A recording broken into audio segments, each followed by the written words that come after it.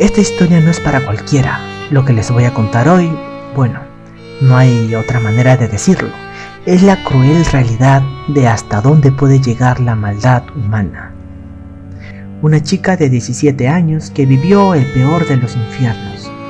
Una historia tan retorcida y oscura que parece salida de una pesadilla. Pero no, esto pasó en realidad. Y lo peor de todo es que casi nadie hizo nada para evitarlo. Junko Furuta era una chica cualquiera. Era amable, fuerte y tenía planes. Vivía en Misato, Japón. Imagínense, tenía sueños, aspiraciones. Sin embargo, eso no la salvó. ¿Por qué? Para desgracia suya, se cruzó con la gente equivocada. A veces solo basta eso. Imagina que todo va bien en tu vida. Estás regresando a casa de un día cualquiera en la escuela, con planes de pasar tiempo con tus amigos.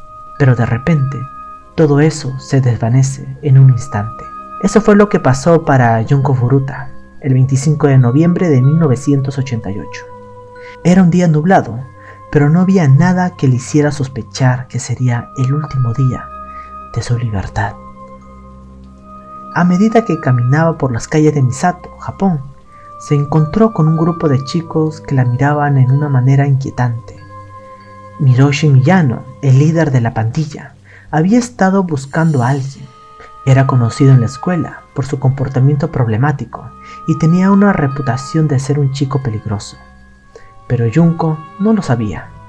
No podían imaginar que las sonrisas que le lanzaron a escondidas eran con intenciones oscuras. Con un truco vil, ellos lo abordaron, se acercaron a ella como si fueran amigos. Un grupo de adolescentes riendo y haciendo bromas. Y así, con un par de palabras bien elegidas, la atraparon. «Vamos a dar una vuelta», le dijeron. No había forma de que ella pudiera sospechar que todo era una trampa mortal. Junko, confiado en su intuición y con la esperanza de que realmente era una invitación amistosa, lo siguió.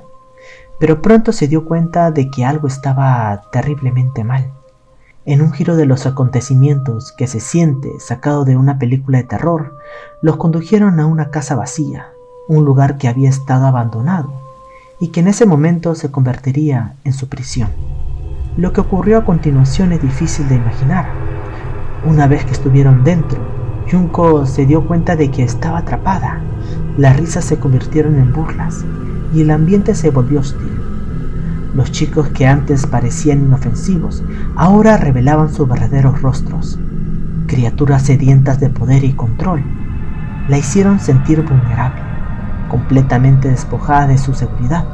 Y ahí fue cuando comenzaron las amenazas. La intimidación fue un juego para ellos. Con un par de palabras la hicieron comprender que no había salida, que si gritaba, las consecuencias serían peores. En un abrir y cerrar de ojos, la realidad de Junko cambió drásticamente. Pasó de ser un adolescente con sueños y esperanzas a una víctima sin voz en un mundo lleno de demonios. En ese momento Junko se dio cuenta de que su vida nunca volvería a ser la misma. Y mientras el grupo la mantenía encerrada, la oscuridad la envolvía. La esperanza de escapar se desvanecía y su destino comenzaba a ser un sinónimo de sufrimiento. Aquí es donde comienza el verdadero terror, el infierno para Junko. Imagina que te despiertas en la oscuridad sin saber si ese día era de noche o de día. Ella amarrada y con el rostro hinchado, apenas podía moverse. Durante 44 días la sometieron a torturas que, créanme, son difíciles hasta de pronunciar. Primero, los golpes eran constantes, tanto que su cuerpo se llenó de moretones y heridas abiertas. Pero no fue solo eso. Miyano y su pandilla la usaban para probar sus límites. Apagaban cigarros en su piel una y otra vez. La quemaban con líquidos hirviendo. Querían ver hasta dónde llegaba su resistencia al dolor.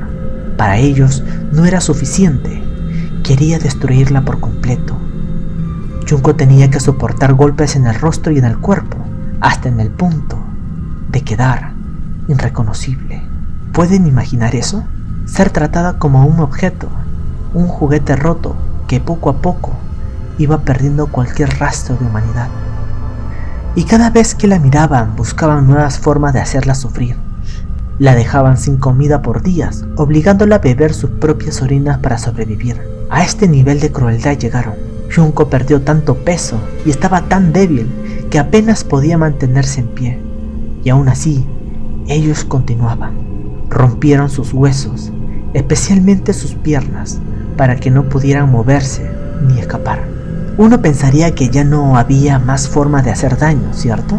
Pero no, ellos traían a otras personas para que lo vieran, y algunos incluso se unieron. Era como si Junko Furuta fuera la atracción de su propio espectáculo macabro, un lugar donde la compasión no existía. Era un infierno en la tierra, pero esta vez uno creado por gente normal, jóvenes, que parecía disfrutar cada grito de dolor. Junko ya no tenía fuerzas para gritar o llorar, y en su mirada solo quedaba el reflejo de una desesperanza absoluta. Habían destrozado su cuerpo, su espíritu, todo.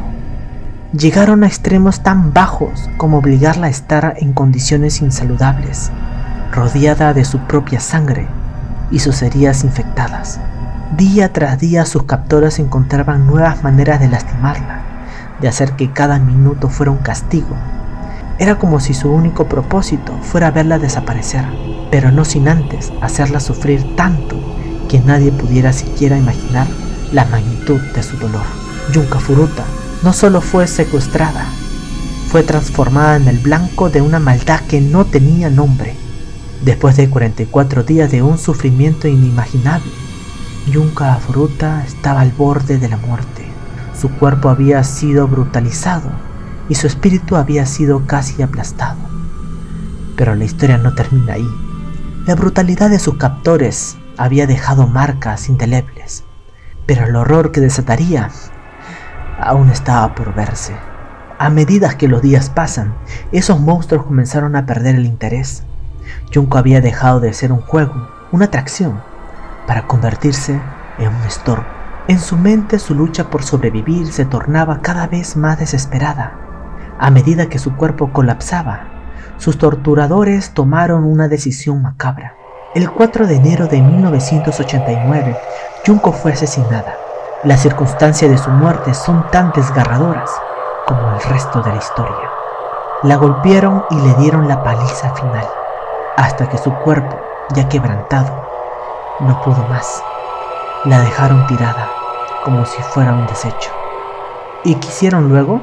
La metieron en un barril de cemento, como si su vida no hubiera importado en absoluto.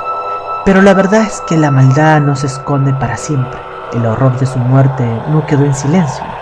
Fue entonces cuando la madre de Junko, al no poder localizar a su hija, decidió acudir a la policía.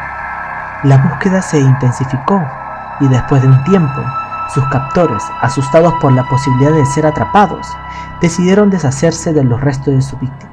El 2 de marzo de 1983, los restos de Junko fueron finalmente descubiertos en un campo de tiro de Koto. Imagina el shock y la indignación que corrieron en Japón al enterarse de lo que había sucedido. No solo la habían asesinado, sino que su vida fue un horror absoluto, y casi nadie había hecho algo para ayudarla en esos 44 días de sufrimiento. Los policías arrestó a varios de los implicados, pero irónicamente la justicia no llegó en forma de condena severa. A pesar de que los detalles de la tortura eran suficientes para dejarlos de por vida en la cárcel, muchos de los culpables enfrentaron penas que se sintieron casi como una broma cruel. Este caso nos demuestra hasta dónde pueden llegar la crueldad humana. Su historia es un recordatorio de que a veces lo peor está más cerca de lo que creemos. Y su nombre se convierte en un símbolo, un recordatorio de que la maldad existe y que a veces se esconde en los lugares más oscuros de la sociedad. Nos vemos en un próximo video. Si les gusta mi contenido, no se olviden dar me gusta y compartir con todos sus amigos. Dejen sus teorías en los comentarios y no se olviden, mi nombre es Tony y esto fue Umbral Desconocido.